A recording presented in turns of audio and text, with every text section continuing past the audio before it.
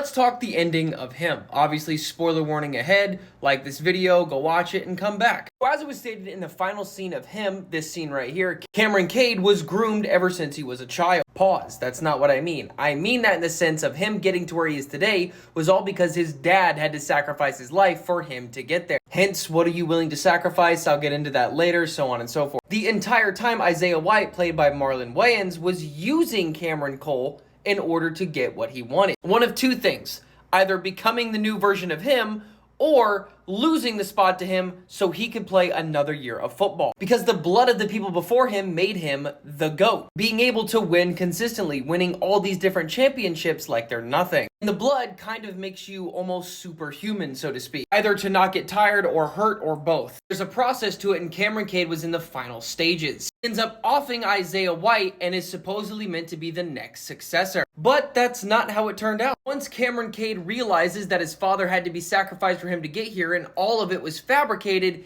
he takes out all of his anger on everyone there. His agent, who happens to be a part of this whole facade, and the GM managers who are a part of the Saviors. The same team Isaiah White played for. So Cameron Cade goes around lopping off heads, ends up offing Isaiah White's wife, so on and so forth. It's just a blood fest. In the process of that, he was meant to sign a contract to become the next Isaiah White. But instead, he doesn't do it and just walks off. And the movie ends there. Back to what I was saying about what are you willing to sacrifice? Cameron Cade didn't even realize that he had been sacrificing everything since he was a child. He didn't realize that all of this was fabricated. He did not get here because of his own skill, even though it was top tier. So when he's doing all of this inside the facility, he thinks he's doing it for his dad and his family, when in reality, his dad did all of that for him, so he wouldn't have to go through it. But instead, that's exactly what happened. And now that Cameron Cade didn't sign the contract, is he the new GOAT? Will he play for the Saviors? Or is something else going to happen? After all, he's left an entire scene of a bunch of bloody people and